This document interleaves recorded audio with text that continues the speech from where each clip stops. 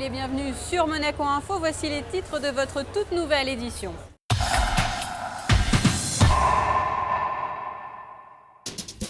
Retour sur la conférence de presse du gouvernement princier. Vous entendrez le ministre d'État et le conseiller de gouvernement pour les affaires sociales et la santé. Au Chili, la 5e édition de la Monaco Blue Initiative s'est terminée en présence de son Altesse Sérénissime le Prince Albert II. À Monaco, Alexandra Pagny a suivi l'ouverture pour la saison estivale du site Handiplage et Audioplage au Larvoto. Il s'appelle Leonardo Jardim, il succède à Claudio Ranieri et entraîne désormais les joueurs de l'ASM-FC. Rencontre dans un instant.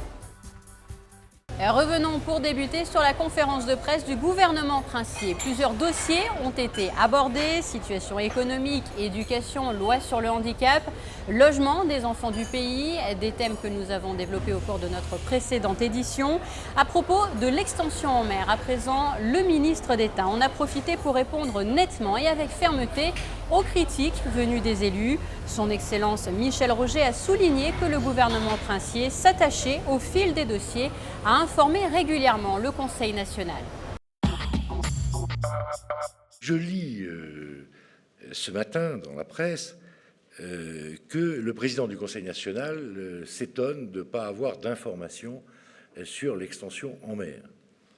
Eh bien, le gouvernement s'étonne que Monsieur le Président du Conseil national, que j'ai saisi par lettre le 6 juin dernier, pour lui proposer une réunion d'information, pour lui dire aux élus exactement où nous en sommes, avec plus de détails qu'aujourd'hui, évidemment, avec des études techniques, etc., que Monsieur le Président du Conseil national ne m'ait point répondu, encore. D'ailleurs, ce sujet me permet d'aborder un autre sujet récurrent, qui est presque un marronnier maintenant, c'est-à-dire les accusations jetées en l'air, au terme desquelles le gouvernement n'informerait pas le Conseil national, ou pas suffisamment, ou pas préalablement. Alors, au procès d'intention, je préfère une réponse par les chiffres. Depuis le début de l'année, le gouvernement a tenu avec le Conseil national 12 réunions techniques, des CPE. Voilà la vérité des chiffres. Elle n'est pas forcément agréable à entendre pour tout le monde, mais c'est la vérité. Stéphane Valéry a également tenu à répondre aux accusations du Conseil national lors de son évocation du projet de loi sur le handicap. Je vous propose de l'écouter. Je voudrais d'abord, en premier lieu, réaffirmer que dans le cadre de sa politique de santé, de sa politique sociale que nous voulons à Monaco d'excellence, l'amélioration de la vie quotidienne des personnes handicapées est une priorité du gouvernement princier. Nous avons donc déposé un projet de loi sur le handicap au Conseil national le 7 décembre 2011. C'était le 7 décembre 2011. En février 2013 est intervenue, donc, après les élections nationales, la prise de fonction de la nouvelle législature et la reprise de l'étude de ce texte par le Conseil national, et en particulier par sa commission des intérêts sociaux et des affaires diverses. Si on regarde donc l'historique de ce projet et les chiffres dans leur globalité, le texte a passé en tout, sur les 2 législatures, 22 mois au Conseil national au titre de l'étude par lui donc, de ce texte, dont 14 sous l'ancienne législature et 8 mois sous l'actuelle législature. Il nous aura fallu 3 mois au gouvernement pour répondre avec le plus de précision possible aux questions du Conseil national. Puis, nous avons pris 5 mois pour les amendements, il y en avait aussi 19 à étudier, ce qui, au vu de leur nombre et de la nécessité de mesurer leurs conséquences avec la plus grande exactitude possible, apparaît comme un délai raisonnable. Donc, en tout cas, 8 mois en tout, 3 mois et 5 mois, ont été donc pris par le gouvernement pour répondre à l'Assemblée. Je crois que ces chiffres relativisent un certain nombre de déclarations, d'autant plus que vous en conviendrez, en tout cas tout le monde, je crois, peut en convenir, il est d'autant plus complexe et long d'apporter des réponses précises et techniques à des questions que de poser ces questions. Et direction, comme en début de semaine, le Chili, où s'est déroulée la 5e édition de la Monaco Blue Initiative en présence de son Altesse Sérénissime le Prince Albert II. Comme chaque année, des spécialistes, des scientifiques, des experts de la mer et des océans ont répondu présents. Le reportage sur place de Vanessa Dessy et Lionel Bernardi. C'est à plus de 11 000 km à Santiago au Chili que s'est tenue la 5e édition de la Monaco Blue Initiative. Cette plateforme de discussion a réuni grand nombre de scientifiques et d'experts de la mer et des océans. Une cinquantaine de décideurs politiques, entrepreneurs, organisations non gouvernementales, biologistes de haut niveau avaient répondu présents. L'objectif étant de confronter leur expérience et de mutualiser leurs solutions. Le nouveau volet de la MBI a de grandes ambitions, notamment en termes d'aquaculture responsable. Fort de l'expérience chilienne, 8e producteur mondial dans le domaine, avec plus d'1 million de tonnes par an de produits de la mer, la Monaco Blue Initiative a recensé les modèles économiques et écologiques pertinents et a proposé un panorama de bonnes pratiques pour un développement maîtrisé de l'aquaculture mondiale. Nous avons eu ce matin notre première session sur est-ce que l'aquaculture peut être une solution pour produire des poissons, pour produire des protéines pour le monde. La discussion a été très animée parce que pour faire de l'aquaculture notamment, il faut nourrir les poissons avec d'autres poissons qui sont pêchés. Donc la question, est-ce que tout ceci est bien durable ? Je pense qu'il n'y a pas une seule solution, oui, non, mais en fait une façon de faire de l'aquaculture durable. Au cours des débats, nous avons eu notamment une intervention très intéressante de José María Figueres, l'ancien président du Costa Rica, qui a tout simplement proposé d'interdire la pêche dans les zones de haute mer. Vous savez, ces zones qui sont au-delà de la juridiction nationale, et de se servir de la haute mer en fait pour renourrir les zones d'exclusivité économique et les zones territoriales où les pêcheurs pourraient pêcher et trouver plus de poissons. Le Chili, pays d'accueil cette année de la MBI, est particulièrement investi dans la protection environnementale. Il y a quelques mois notamment, une collaboration a été renforcée dans le domaine de l'écologie et de la biologie évolutive marine. Le CNRS, l'UPMC et 2 universités chiliennes ont signé une convention. Son objectif étant de s'informer sur la biodiversité des algues marines des côtes bretonnes au rivage chilien. Il y a dans ce pays, qui est très tournée vers la mer, une vraie volonté de trouver justement un équilibre entre conservation. Le Chili a créé, autour notamment de grandes îles qu'il a dans le Pacifique, des zones de protection des aires marines protégées qui sont exemplaires de ce point de vue-là. De l'autre côté, il a une part non négligeable de son activité économique qui est liée à l'aquaculture. Donc il était vraiment illustratif de tout ce qui se pose comme problème à la mer. Et puis bon, il ouvre sur le Pacifique. Nous avons ici d'autres représentants, notamment de la Polynésie française. Nous entendrons des messages de la Nouvelle-Calédonie. L'espace Pacifique, même s'il est loin de la Méditerranée, est de nature à nous donner des exemples de ce qui peut être fait, y compris dans notre mer latine. Cette nouvelle édition s'est également penchée plus précisément sur les thèmes de la gouvernance des espaces en haute mer et le financement des aires marines protégées.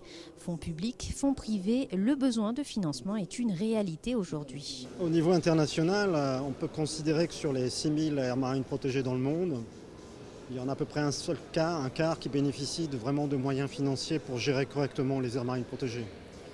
Donc il y a un vrai manque. Alors évidemment, le manque de soutien financier ou de moyens financiers est compensé par pas mal d'implications de certains secteurs de la mer, notamment les pêcheurs. Parfois ils s'impliquent dans la gestion des aires marines protégées ou dans l'écotourisme aussi. Ça crée un peu de revenus, mais c'est tout à fait insuffisant.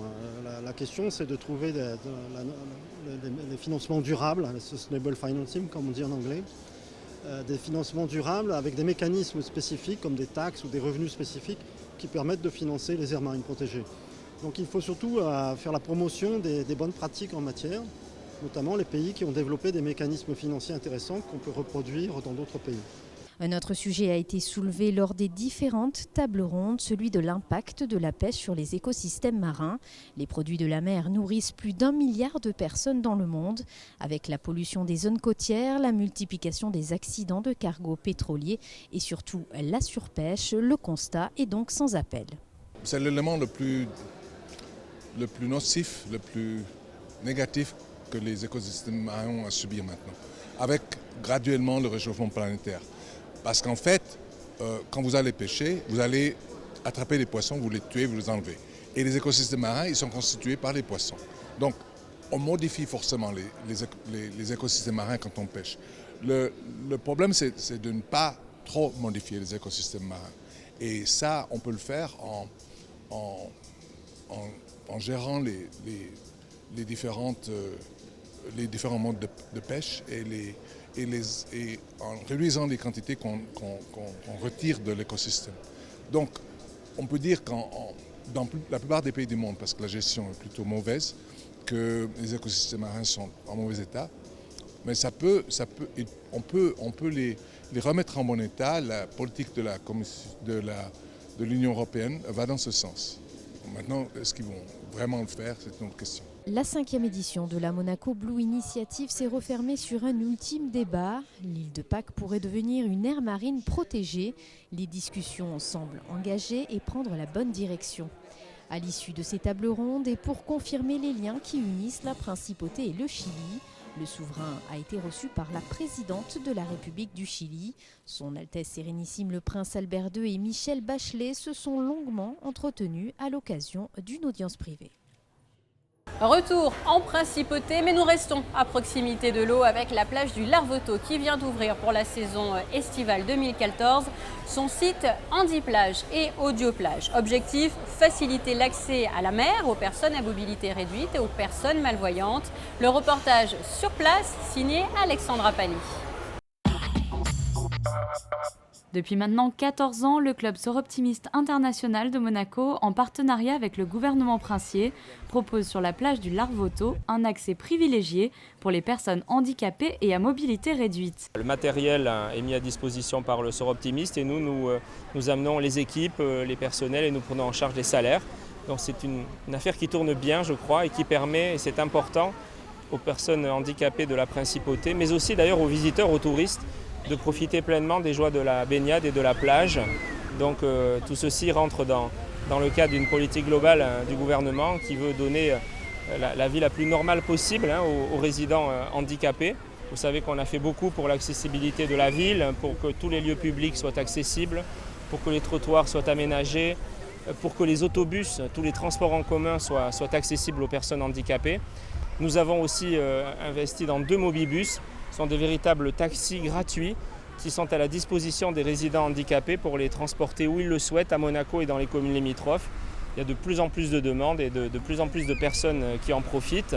Et puis nous aurons, je crois, le point d'orgue de cette politique pour les handicapés. Ça sera le vote sans aucun doute avant la fin de l'année par le Conseil national de notre projet de loi sur le handicap avec de très grandes avancées pour l'insertion professionnelle, mais aussi pour le statut de l'aidant.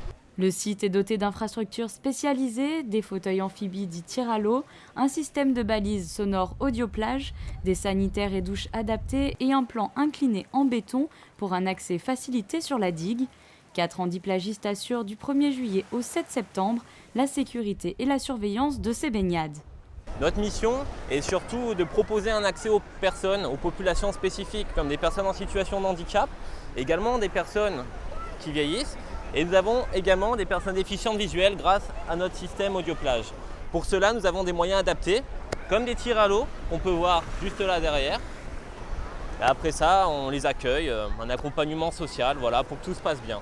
Chaque année, on a énormément de personnes. D'ailleurs, c'est croissant. L'année dernière, on a eu presque le double des années précédentes. Et cette année, grâce au beau temps, qui est un petit peu plus clément, on s'attend à une population grandissante. Ouais. En 2007, l'Audioplage a été mise en place et permet aux personnes aveugles et malvoyantes de profiter des plaisirs de la mer en toute liberté et sécurité grâce à des balises sonores indiquant leur position dans l'eau. Cette prestation est proposée uniquement en matinée et nécessite donc une réservation. Handiplage est un service disponible tout au long de la saison estivale de 10h à 17h. Une précision encore liée à la Méditerranée. Pour vous informer de faire attention puisqu'un coup de mer est prévu à compter de cette nuit et pour la journée de vendredi. La division de la police maritime et aéroportuaire a d'ailleurs alerté les plagistes. Des zones ont été protégées au cours de l'après-midi. Difficile en ce moment de ne pas penser au football avec la Coupe du Monde qui se déroule actuellement au Brésil. Pourtant, cela n'empêche pas les équipes du championnat de Ligue 1 de se remettre au travail pour préparer au mieux la prochaine saison. En Principauté, l'ASM FC a d'ailleurs accueilli le nouvel entraîneur des Rouges et Blancs. Il s'appelle Leonardo Jardim et Patricia Navarro a assisté à la conférence de presse. Il a signé début juin avec Monaco pour 2 ans et une option d'1 an supplémentaire. Leonardo Jardim est au travail depuis une semaine. Le nouvel entraîneur de l'ASM FC est âgé de 39 ans et il arrive avec dans son CV une toute récente 2e place dans le championnat portugais où il était à la tête la saison dernière du Sporting Portugal. Il orientera son travail au sein du club monégasque autour de 3 grands objectifs. Os objetivos do Mónaco. On pourrait répartir les objectifs en 3. Le premier, c'est un objectif sportif, c'est-à-dire nous avons comme ambition de jouer sur tous les tableaux et l'objectif est de gagner tous les matchs. Ensuite, le deuxième objectif, c'est l'objectif de spectacle, c'est-à-dire on veut jouer un football de qualité. On veut ramener les supporters vers le club et on veut, troisième objectif, on veut valoriser les jeunes joueurs du club qui existent, qui jouent avec nous et on veut promouvoir cela aussi. Alguns e nós os queremos valorizar. Leonardo Jardim a déjà rencontré une large partie de ses effectifs pour la saison prochaine. L'équipe monégasque a en effet repris l'entraînement. Le nouveau coach a donc pu dévoiler à ses joueurs sa conception de son rôle. Le contacto foi positivo. Le premier contact a été extrêmement positif. J'ai proposé une nouvelle manière de travailler avec une nouvelle idée au niveau de la méthodologie, une nouvelle idée au niveau du jeu. Et les joueurs ont extrêmement bien réagi à ces propositions et on va travailler pour cela. Je crois que l'entraîneur doit être le lien dans toute la structure, et il doit être également le lien entre tous les joueurs, et c'est ça mon objectif. Et la saison prochaine, Leonardo Jardim pourra notamment compter sur Eric Abidal et Ricardo Carvalho. La prolongation de leurs contrats respectifs pour 1 an a été annoncée quelques heures seulement avant la présentation officielle du nouvel entraîneur. Football toujours, mais dans un tout autre contexte, puisque l'attaquant de l'équipe de France, Olivier Giroud, que vous découvrez en ce moment à l'écran, est devenu le nouvel ambassadeur du Monaco Collectif Humanitaire. Un collectif qui, vous le savez, permet à de nombreux enfants d'être opérés au centre cardio-thoracique de la Principauté.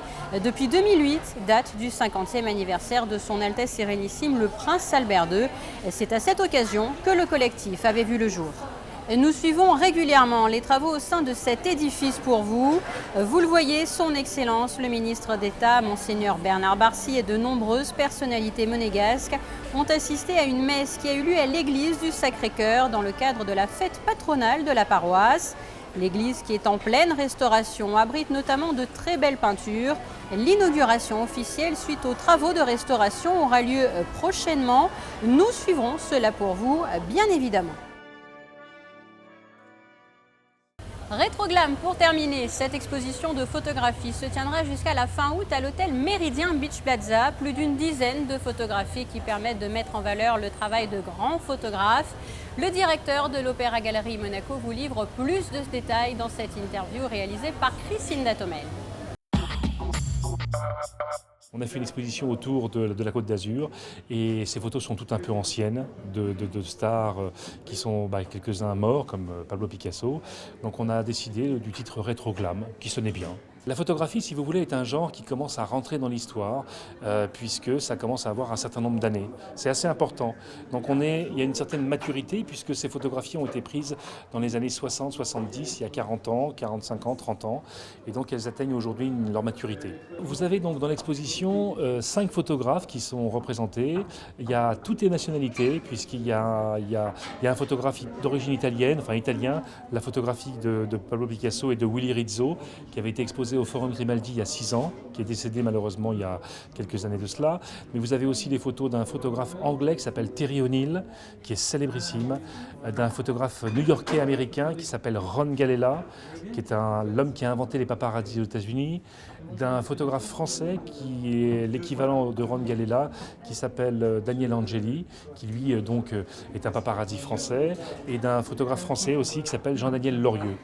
Voilà, donc on a vraiment un panel assez large. Vous pouvez voir dans les différentes photos d'ailleurs la patte du photographe. Même si on peut parler de différents styles, puisque vous avez des photographies de plateau, vous avez des portraits comme celui-ci, ou vous avez des photographies de paparazzi, qui sont en général des one-shots, mais vous retrouvez quand même toujours la patte du photographe derrière. Et sachez que cette exposition est réalisée en partenariat avec l'Hôtel Méridien. Place à présent à vos prévisions météo. Vendredi, détérioration du temps, ciel en partie nuageux, sans grande disparition du soleil, comptez jusqu'à 26 degrés au meilleur de la journée. Samedi, une nette amélioration et le temps devrait redevenir assez beau. Dimanche, un temps plus incertain, soleil par intermittence, comptez de 23 à 25 degrés pour les températures. Lundi, quelques nuages d'averses et d'orages le matin, quelques nuages également l'après-midi. Fin de cette édition, merci à vous de l'avoir suivi. Je vous laisse à présent avec la suite de votre programme sur Monaco Info et un magazine consacré au Zimbabwe, un pays où interviennent en partenariat la DCI, la Direction de la coopération internationale, et l'OMS, l'Organisation mondiale de la santé, afin de lutter contre le paludisme. À très bientôt.